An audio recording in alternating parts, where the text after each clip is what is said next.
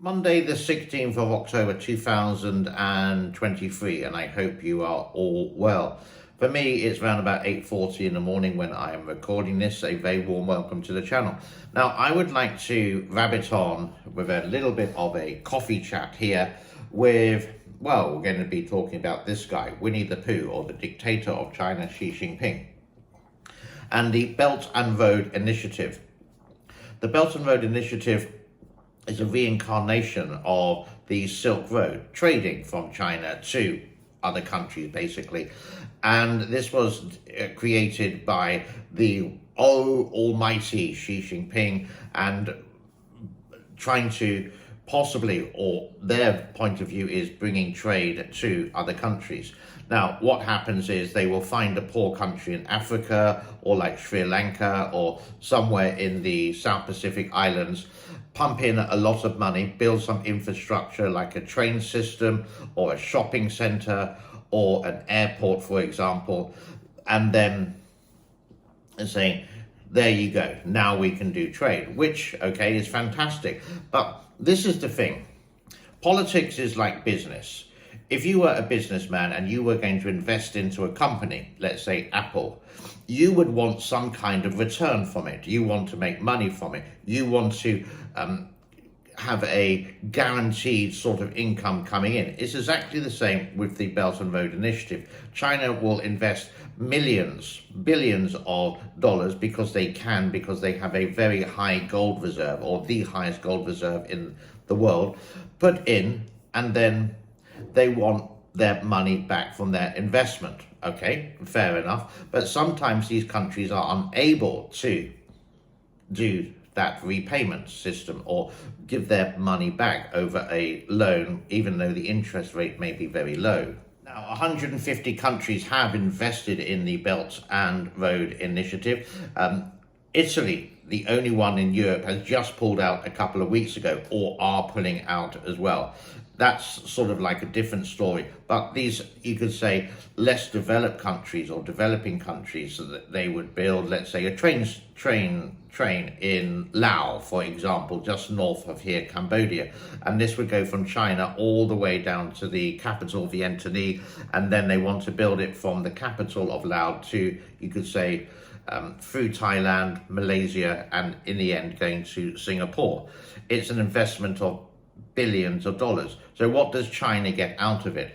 Of course, they're going to get a return on their money. It's 100% investment with it.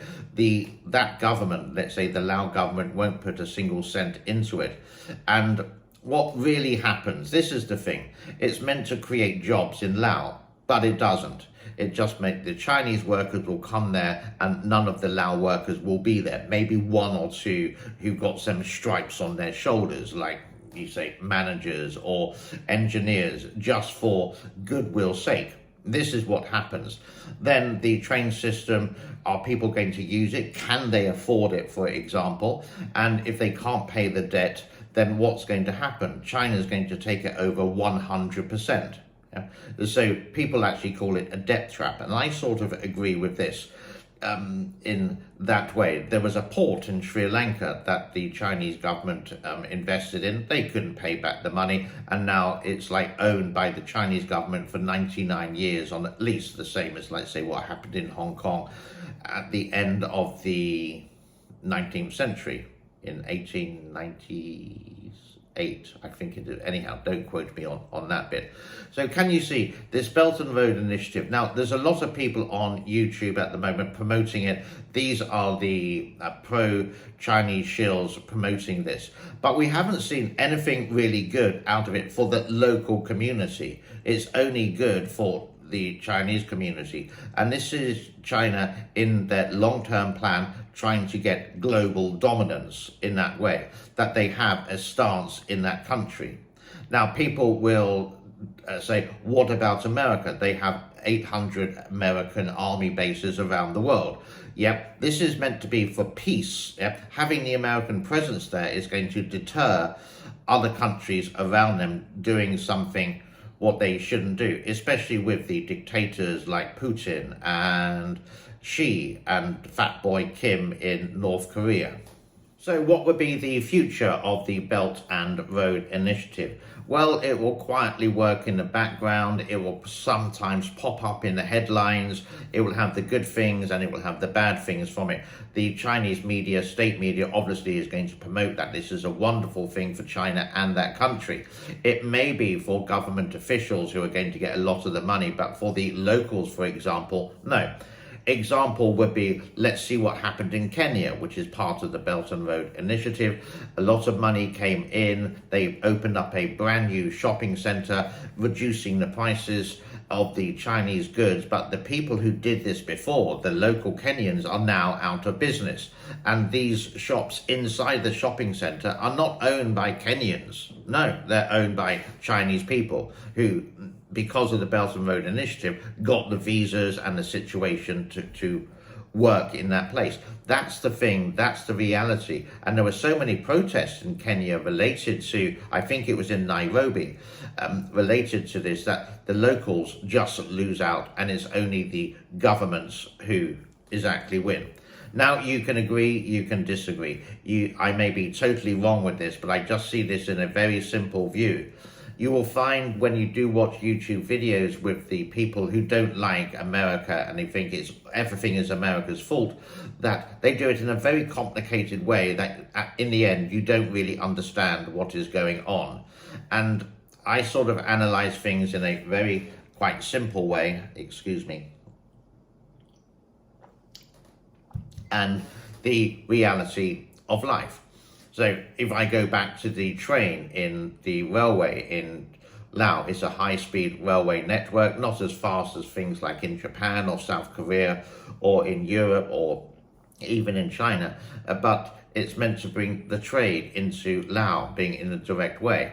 And Laos is a really poor country. And what about the people who did it the old way? Are they going to lose their livelihood because now it's going to be the Chinese in China dealing with the Chinese in Laos selling to the locals? Now, they can do it at a cheaper price, taking the local market out, and then you're going to have a rise of unemployment and you're just going to have more bitterness.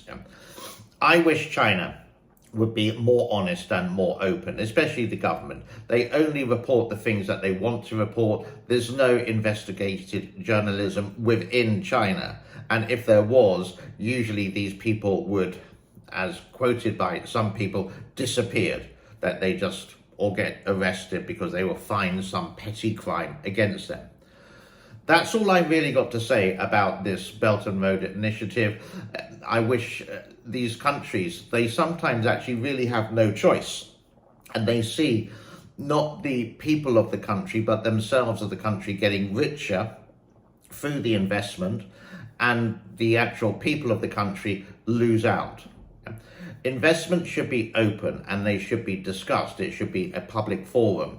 And do people agree or disagree? Yeah? China is meant to be the People's Republic of China, which is complete BS. It's complete bullshit. It's the people's, it's not even the people. It's the Chinese government of China's government country, if you get my meaning there. Now, something a little bit more light-hearted. I did post this earlier today, and I'm going to share it with you with a monkey and a adorable little kitten. And I put in a little bit of music with this as well to make it more enjoyable. Have an epic day wherever you are. Thank you so much for your time, and I will see you later. Belt and Road Initiative, in principle, wonderful idea. The truth of it and the reality of it, well, thumbs down. So, here's my screenshot. Thank you so much for your time. Bye-bye.